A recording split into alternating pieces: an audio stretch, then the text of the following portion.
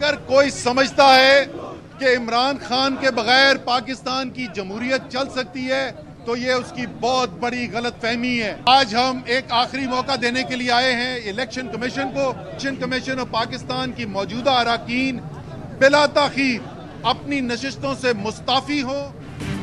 तहरीक इंसाफ के अरकान पार्लियामेंट का इलेक्शन कमीशन के सामने एहतजाज। Chief election commissioner Sikandar Sultan Raja पर जानिबदारी का इल्जाम, ओहदे से फौरी मुस्ताफी होने का मुतालबा। इलेक्शन कमीशन के बाहर नुमाइंदे को याददाश्त जमा करा दी।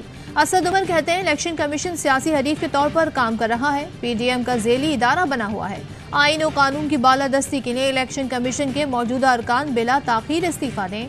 इलेक्शन कमीशन की असर नौ तश्कील करके सियासी अदम इस्तेहकाम के खात्मे का मौका दिया जाए।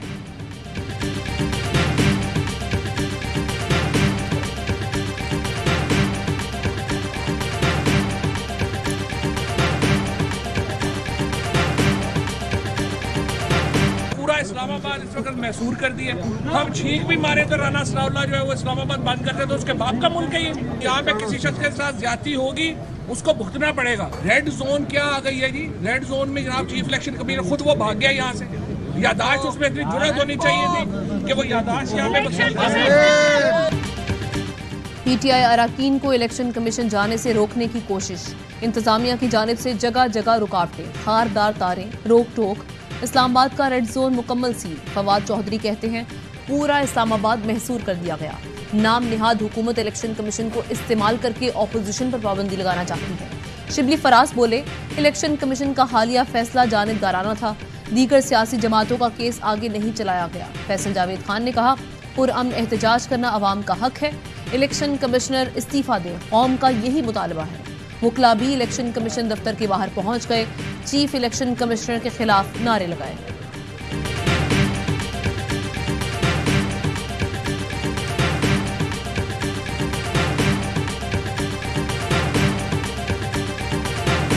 तहरीक इंसाफ का इलेक्शन कमीशन के खिलाफ मुल्क गिर एहतजाज। लाहौर में भी पीटीआई कारकुनान का मुजाहरा। इमरान खान की इस्लामाबाद के अवाम से शाम 6 बजे F9 पार्क में जमा होने की अपील। 7 बजे बजरिया वीडियो लिंक खिताब करेंगे। कहते हैं इलेक्शन कमीशन और इम्पोर्टेड हुकूमत ने पीटीआई के खिलाफ टेक्निकल नॉकआउट की साजिश की। ज़िमनी इलेक्शन में नून लीग को रियासती मशीनरी और इलेक्शन कमीशन की हिमायत के बावजूद शिकस्त हुई। अब ये आम इंतखाबात में ऐसे ही शिकस्त से खौफजदा हैं।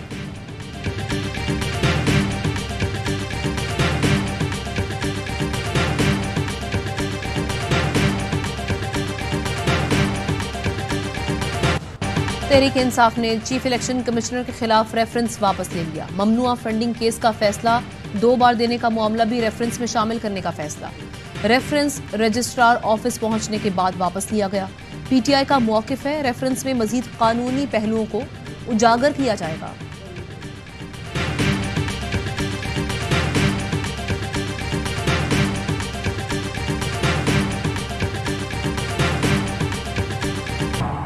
इमरान खान को आर्टिकल 62(1)(f) के तहत नाअहल किया जाए। इमरान खान ने तोशाखाना में मिलने वाले तहाइफ को जाहिर नहीं किया। पीडीएम ने इमरान खान की नाअहली के लिए इलेक्शन कमीशन में रेफरेंस दायर कर दिया। वज़ीर आज़म की ज़ेर सदारत वफाकी काबीना इजलास में पीटीआई ममनुआ फंडिंग केस के फैसले पर मुशावरत। इजलास में कानूनी कार्रवाई के लिए फैसला मुतवक्के। शहबाज गिल का रद्द-ए-अमल, कहा पागलपन की शक्ल होती तो मौजूदा पीडीएम क़यादत की होती। पीडीएम ने इमरान खान के खिलाफ खुद साख्ता रेफरेंस बनाकर भिजवा दिया।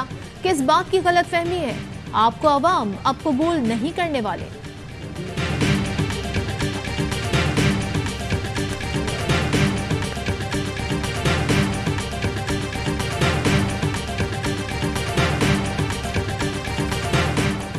पाकिस्तान की हालत दिन ब दिन बिगड़ती जा रही है।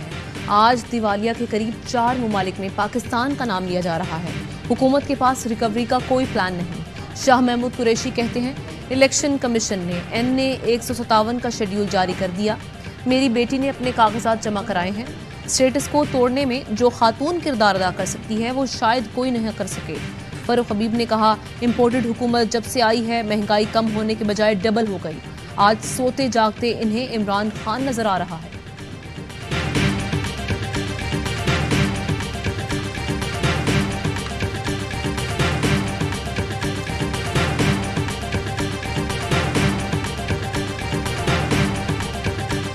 पाकिस्तान छोड़ने का मतलब ये नहीं है कि हम पाकिस्तानी नहीं रहे।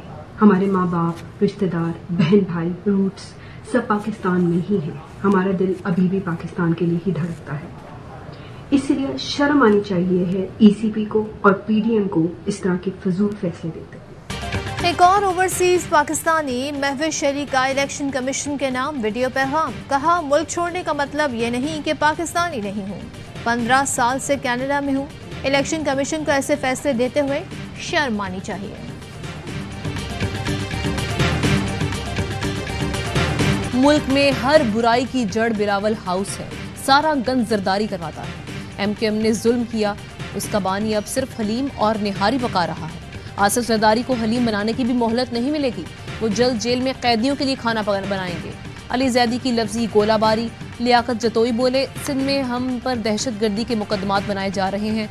SSP इरफान समू जमाली साहब की इलेक्शन मुहिम चला रहे हैं। हम चाहते हैं इलेक्शन कमीशन न्यूट्रल रहे। शर्जील मेमन का रद्द-ए-अमल। कहा, दुआ करें इमरान खान के खिलाफ सिंध में केस ना बने। जो कानून नून लीग PP के लिए है वही PTI के लिए है, तो इमरान खान नाअहल होंगे।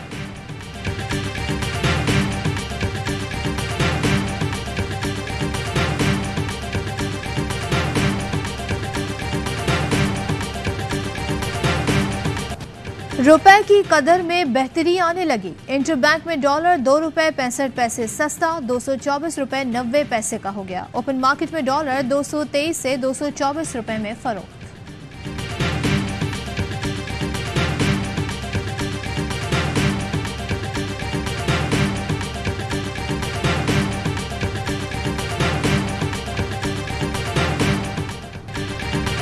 IMF की आयद करदा एक और शर्त पूरी करने की तैयारी। पेट्रोलियम मसनूआत की कीमतों में रद्दोबदल हफ्तावार बुनियाद पर किए जाने का इम्कान।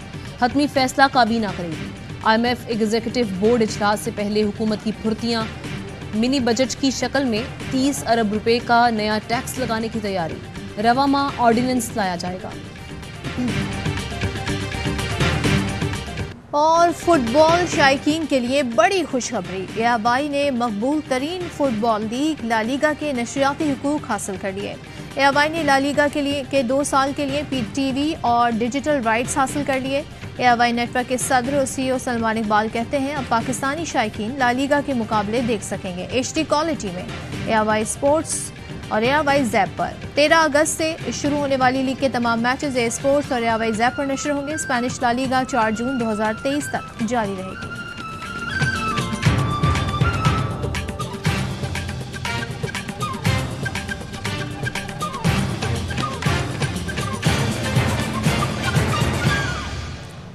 एक ब्रेक। अहम तरीन खबरें अब एक क्लिक की दूरी पर।